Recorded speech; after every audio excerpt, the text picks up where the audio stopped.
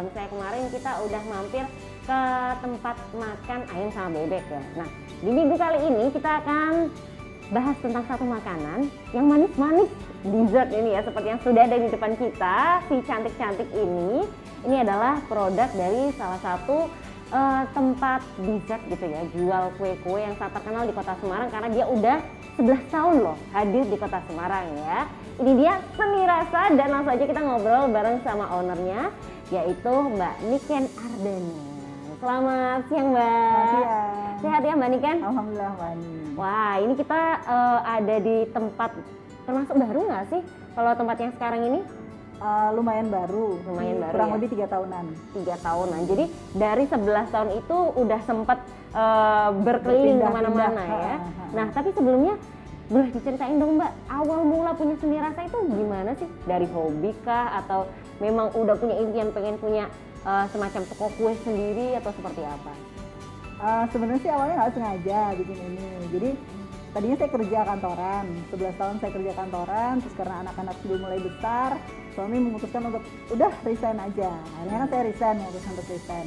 Biasalah kayak namanya orang yang baru selesai kerja setelah sekian lama kerja, terus tiba-tiba harus resign, senang banget, excited karena ya dari sibuk aktivitas apa segala macam terus tiba-tiba nganggur, senangnya tapi cuman ya sekitar seminggu 2 minggu lah, habis itu bingung mau ngapain. Nah, hype aja di awal langsung apa lagi akhirnya buka kafe. Awalnya kafe dulu, jadi tapi namanya juga Seni Rasa. Kita tulis Seni Rasa, kita jual kayak ayam goreng, nasi goreng, terus mie ayam gitu-gitu. Cuman karena mungkin kita kurang spesifik atau tempatnya kurang representatif, akhirnya kita tergerus oleh bisnis yang lain gitu, terus kita gagal dengan sukses di tahun pertama. Akhirnya saya balik ke rumah. Cuman pada saat saya bikin kafe itu beberapa kali saya bikin cupcake, terus bikin pasta. Nah, terus habis pulang ke rumah saya udah mulai fokus ke cupcake. Ada yang pesan dari orang-orang yang tadinya suka jajan aja di sana gitu, terus pesan cupcake. Terus ada satu yang request untuk dibikinin cupcake animasi yang ada orang-orangnya, terus ada buku, ada apa. Terus saya cuma mikir, aku belum pernah bikin, cuman kelihatan mata masa nggak bisa. Saya kan orang yang nggak gampang ini, jadi selalu tertantang gitu ya. Iya oke deh bikin gitu. Akhirnya cuman bikin cupcake isi 6 sih, cuman nggak tidurnya semalam karena apa ini diapain lagi bingung kan, sekarang belum pernah. Dan waktu itu emang YouTube masih belum banget kayak sekarang gitu, jadi kita belum bisa belajar banyak dari Berarti belajarnya dari mana itu? Apa dicek aja, ulat baca gitu. Tapi masih jadi ilmunya sangat sedikit, makanya kenapa membutuhkan waktu yang sangat lama untuk bikin satu set cupcake isi 6 gitu. Terus habis itu paginya saya serahin ke customer, kok dianya seneng banget, terus jadi kayak tertantang kan, saya harus belajar di mana, harus mulai nih browsing, oh ternyata ada ya ilmunya ada di sini, terus ini how to handling fondant, terus apa segala macam tuh ada di YouTube. Akhirnya sudah jalanlah sampai sekarang. Oh berarti dari awalnya yang kafe ini lebih ke makanan general ya, kemudian karena ada request spesial ini akhirnya jadi terjun ke dunia cupcake ya. Betul. Tapi berarti emang Mbak Niken hobi masak ya? Benernya nggak terlalu hobi, cuman saya seneng taktik gitu. Jadi kalau orang bilang, ya saya seneng seni gitu, saya seneng baca puisi, saya seneng teater. Jadi makanya juga untuk bikin kerajinan tangan tuh saya juga suka. Jadi, oh ini kayaknya di Semarang masih belum ada nih cupcake. Jadi waktu itu emang kita cupcake store pertama di Semarang. Wow, yang pertama di Semarang ya, luar biasa dan sampai sekarang masih bertahan ya. Nah itu berarti dari yang awalnya utak-atik, kemudian keterusan ya? Jadi dari satu varian rasa, terus setiap minggu tuh saya selalu apalagi ya, bikin rasa apalagi, terus utak-utaknya oh jadi satu rasa sampai sekarang udah lebih dari 20 varian rasa. Wow, sampai akhirnya punya 20 lebih varian rasa ya. Nanti kita akan cari tahu rasanya ada apa aja, tapi sebelumnya di perjalanan sampai 11 tahun ini kayak gimana sih Mbak ups and down-nya gitu ya, karena kita tahu sendiri udah sempat pindah-pindah tempat, terus habis itu sekarang juga barangkali keadaannya beda sama dulu ya, ada pandemi segala macam, ini kan udah melewati segala macam, gimana? Ya alhamdulillah waktu gagal dengan sukses di tahun pertama, waktu kita bikin kafe, terus mulai nih ada Twitter, ada apa, nah Mbak Nesa tuh yang adik saya kan, bikin, iya Mas Mbak, yuk pegang sosial medianya. Dia bantuin waktu itu, bantuin untuk urusan Twitter. Terus jadi memang karena pangsa pasar kita anak muda, jadi kan pas banget. Betul.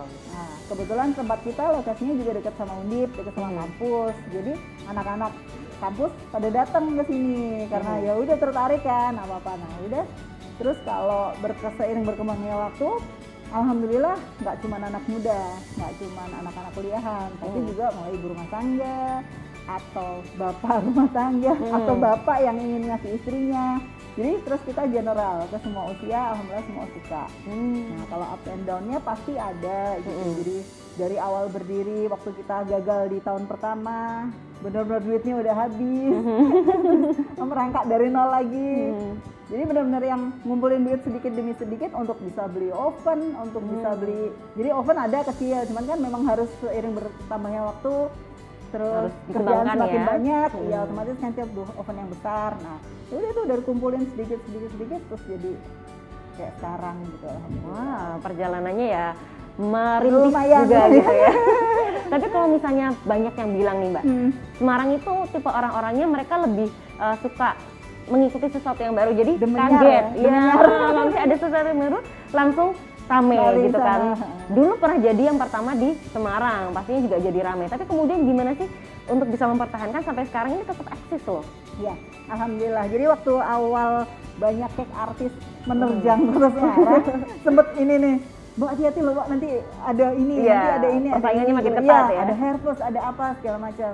Alhamdulillah, ya memang seleksi alam yang berbicara gitu. Ternyata sampai sekarang kita lihat bahwa kayak artis banyak yang tumbang di sana di sini kan banyak tumbang.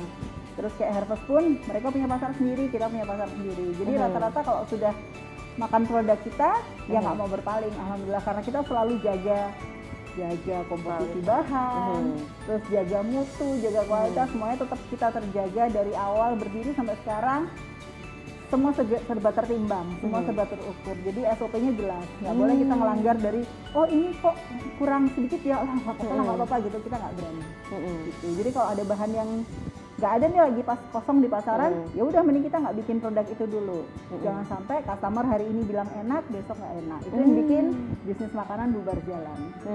Oke, jadi konsistensinya benar-benar dijaga wajib, ya. Itu konsistensi wajib. Dan ini pasti yang bikin kangen sih, karena rasanya dari dulu sampai sekarang masih sama gitu ya. Alhamdulillah, banyak yang bilang gitu. Oke, ini jadi satu yang harus dicatat juga pastinya ya. Dan kalau tadi kan udah sempat pindah-pindah juga, sebenarnya berarti menurut Mbak Ani kan pengaruh nggak lokasi sama bertahannya usaha itu?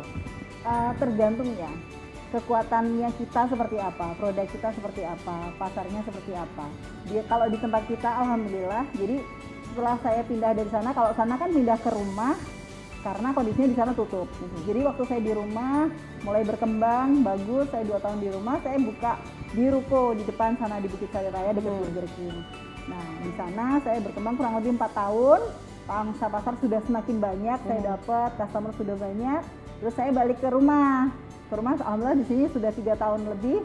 Terus si customer ini masih ngikutin kita sampai ke sini. Apalagi sekarang kan online banyak, terus Gojek bisa jalan, ada GoFood, ada GrabFood. Sekarang kita lagi proses ShopeeFood.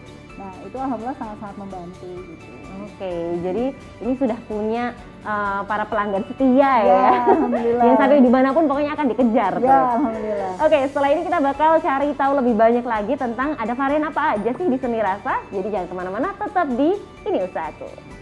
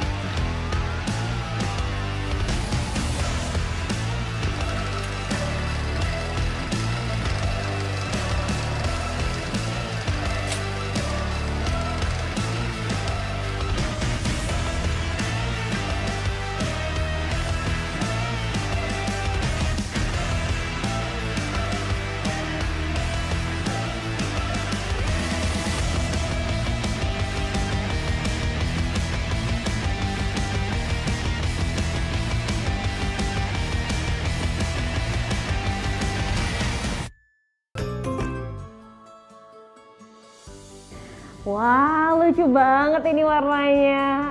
E-People, ini dia nih produknya dari Seni Rasa ya. Salah satu cupcake rasa apa ini Mbak Niken? Itu blueberry. Blueberry. Wah, kita bisa lihat di sini ada beberapa yang sudah di display. Dari 20 ini ada apa aja yang di sini? Kalau yang ada di sini, ini ada baby cheese, ada blue velvet itu chocomin, depannya ada rainbow. Kalau ini strawberry, ini double dark, sebelahnya tuh blueberry. Depan yang hijau choco filling, paling tetap favorit sepanjang masa red velvet. Favorit sepanjang masa ya, berarti ini pasti yang best seller. Best seller. Oh, oke. Dan kemudian dari ini kan rasa-rasanya ada yang memang sudah umum, ada yang unik juga nih kayak yang rainbow. Pernah nggak bikin yang out of the box gitu? Saya pernah bikin yang waktu itu sempat jadi acara Trans 7 acara kopi cilik kalau nggak salah waktu itu. Terus dia temanya jagung. Terus kita diminta untuk isi. Saya pikir-pikir apa jagung-jagung. Oh, apa bikin cupcake jagung gitu. Terus saya kasih nama apa ya? Mais dari tepung maizena kan kita ambil nama mais cheese aja. Jadi di dalam cake-nya, cake vanilla, base-nya tuh cake-nya vanilla. Terus kita kasih potongan keju sama jagung. Jadi berarti kalau dibayangin kan rasanya antara manis jagung dan gurih keju gitu ya. Benar. Unik loh ya. Dan kalau misalnya untuk rasa-rasa sendiri ada yang seasonal nggak? Maksudnya keluarnya di saat tertentu aja atau semuanya ini selalu ready? Kalau yang seperti ini semuanya ready. Kalau seasonal hanya by request customer aja. Kadang-kadang misalnya customer minta Nutella ya Mbak, atau minta apa, Chocomaltin atau Ovomaltin gitu-gitu, ya udah kita bikin sesuai mereka mau gitu. Cuman itu seasonalnya benar-benar yang requestnya customer aja. Nah itu kalau untuk yang mau request sendiri minimal hamin berapa? Amannya sih paling nggak hamin 2 dan minimal 6 piece. Oke, hamin 2 dan minimal 6 piece ya. Kalau misalnya harganya sendiri start from untuk cupcake kita ada dari yang mini cupcake. Jadi ada kalau mini lagi ada banget. Jadi mini banget yang kayak sekali gigit sisanya half gitu. Itu biasanya untuk dessert wedding gitu karena kan mereka makanannya banyak banget. Daripada mereka makan itu terus sayang kebuang gitu, nggak habis terus dibuang gitu-gitu. Kita sediakan yang mini. Mini cupcake itu diameternya kurang lebih 4,5 cm. Dari yang mini cupcake itu harganya mulai 5.500 satunya. Terus ada kakaknya itu, kita ada wedding cupcake istilahnya, karena kadang-kadang wedding juga pakai itu, jadi kita udahlah biar gampang gitu wedding cupcake. Itu ukurannya diameter 5,5 cm. Kalau yang ini yang ready stock kita pakai diameter 6,5 cm. Nah ada lagi dipakai untuk cupcake animasi yang ada orang-orangnya, ada bunga, ada apa, itu cupcake ukuran 7,5 cm. Nah gitu, jadi itu yang cupcake animasi. Harganya berkisar dari mulai 5,5 sampai 70 ribuan seperti itu. Oke, jadi bisa disesuaikan dengan kebutuhan ya. Betul. Berarti ini juga nerima untuk wedding segala macam? Iya. Jadi yang untuk apa namanya? Ulang besar. tahun, wedding, ya apa segala macam. Tinggal customer maunya apa. Mau dibikin cupcake dari yang kecil, mau bikin cupcake yang besar, kita terima. Oke, jadi pokoknya sesuai by request kita ya. Dan kalau kita lihat ternyata nggak cuma cupcake aja nih, kemudian berkembang ke apa aja nih Mbak yang dibikin? Awalnya kita bikin pasta, jadi kayak lasagna gitu. Itu best sellernya kita juga di sini. Ada lasagna, ada makaroni scotel. Terus kemudian kita bikin brownie, karena kalau orang-orang pada umumnya bikin brownie yang coklat-coklat aja, kita brownie sepertinya ya. Brownie pertama di Kota Semarang yang rasa red velvet itu di tempat kita. Gitu juga untuk green tea, kita ada green tea, cuman pas hari ini nggak ada di brownie tapi rasa red velvet dan juga green tea. Green tea. Wah ini buat yang suka matcha, green tea segala macam pas banget pasti ya. suka kalau itu. Kalau mereka suka green tea pasti suka ini. Oke, nah itu kenapa Mbak akhirnya merambah ke sini juga? Karena melihat sepertinya pasar dessert, western segala macam menjanjikan atau kembali lagi by request orang-orang nih? Iya, awalnya ya memang satu menjanjikan, dua juga banyak yang minta gitu, mau bikin brownie dong, apa ya, awalnya kita bikin ada Nutella, ada Oreo brownie gitu, cuman yang sekarang ikut pasar kok condongnya ke red velvet brownie sama green tea brownie, jadi lebih sering kita bikin yang dua produk itu untuk brownie gitu. Terus selain itu kita juga ada kelapa tart, kayak makanan Manado itu yang kelapa, terus ada Ugly Betty ini signature-nya Seni Rasa, jadi kayak coklat leleh. Jadi dia bukan cake, dia bukan coklat aja, jadi perpaduan ya apa yang luket-luket gitu lah, asik lah. Terus di atasnya ada cream cheese dan jeruk mandarin, itu nggak ada di tempat lain, cuma ada di Seni Rasa. Wow, spesial dari Seni Rasa ya, Ugly berarti Betty harus namanya. coba nanti. Oke. Terus kalau yang ini? Itu cake injar. Jadi cake injar itu adalah varian kakaknya si cupcake untuk jadi cake injar sebelum kita menikmati yang whole cake besar gitu.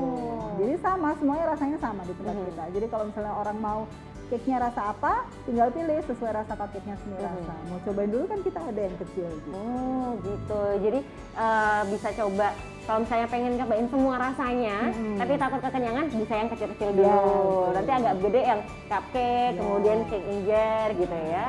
Nah, ada yang beda lagi nih. Kalau tadi kan makanan-makanan terus ya, ini ada minuman apa ini Mbak?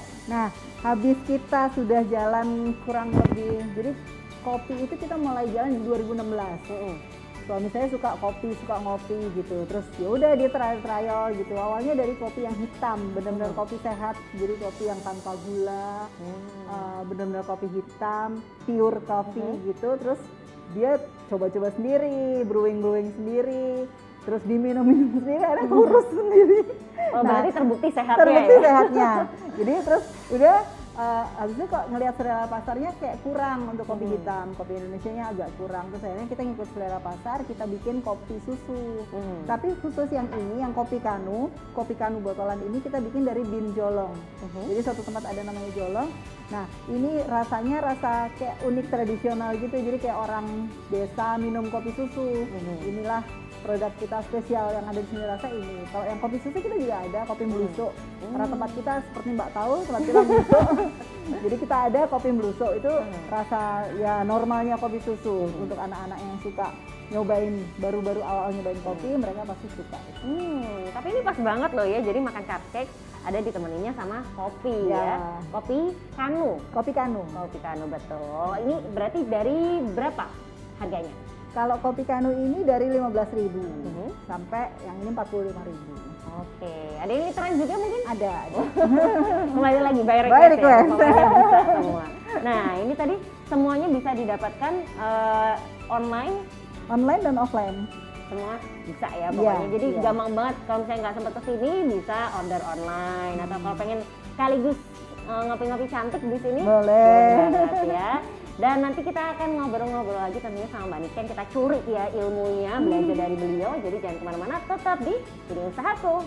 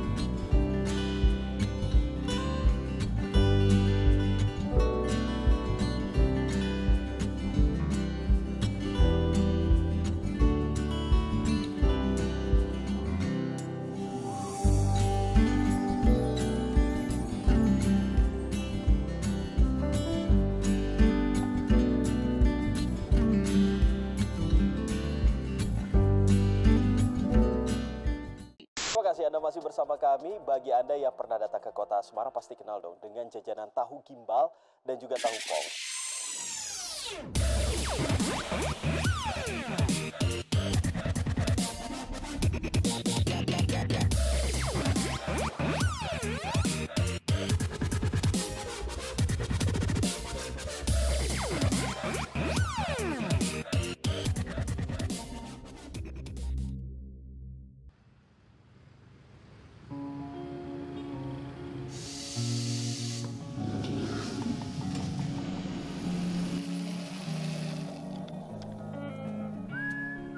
Dengan penuh semangat kami bangga mencari jalan, berkembang bersama Kota Semarang.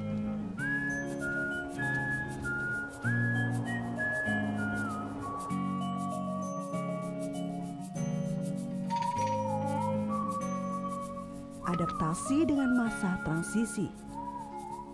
Kita tumbuh bersama, menjalin rasa, menopang sesama.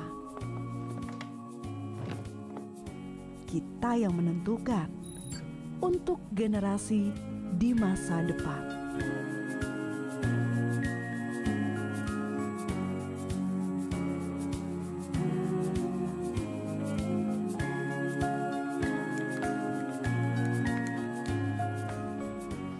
asa yang tetap terjaga untuk kota yang kita sebut rumah. Dari Semarang untuk Indonesia.